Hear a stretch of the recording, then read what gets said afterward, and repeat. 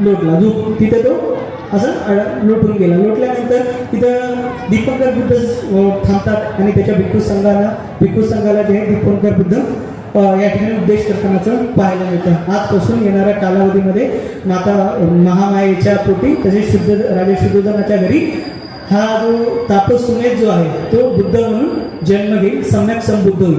अशा प्रकारचे भाष्य आपल्याला साहित्यामध्ये पाहायला मिळतात. ते साहित्यामधले ह्याचा ऐतिहासिक पुरावा जो आहे तो सम्राट अशोकाने दिलेला नाही. पुढे जाऊ आपण. पाचवे जे बुद्ध आहेत भद्रकल्पामधले ते सम्यक संबुद्ध, ज्यांच्यामुळे किंवा ज्यांना बाबासाहेबांनी अंगीकारल्यामुळे आज आपण सर्वजण अंगीकारत आहोत आणि आपण स्वतःला बौद्ध म्हणत आहोत किंवा बुद्धिस्ट म्हणत आहोत. ते म्हणजे तथागत भगवान बुद्ध, ज्यांना आपण सिद्धार्थ गौतम बुद्ध किंवा सम्यक संबुद्ध म्हणतो. अनेक नावं जी आहेत आपण या ठिकाणी भगवान बुद्धांबद्दल घेतो.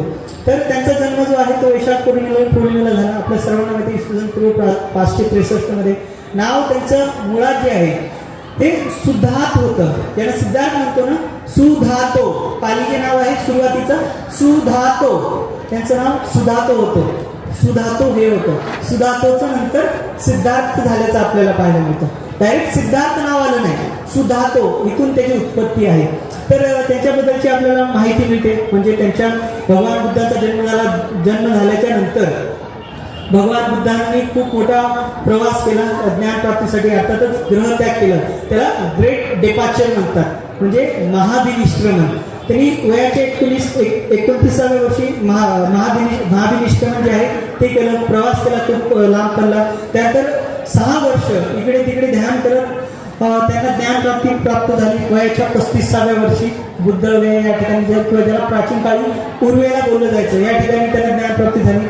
तसेच धर्मचक्र प्रवर्तन जे आहे आषाढी पौर्णिमेला झालं. मुद्दाम वाराणसी सारनाथ येते.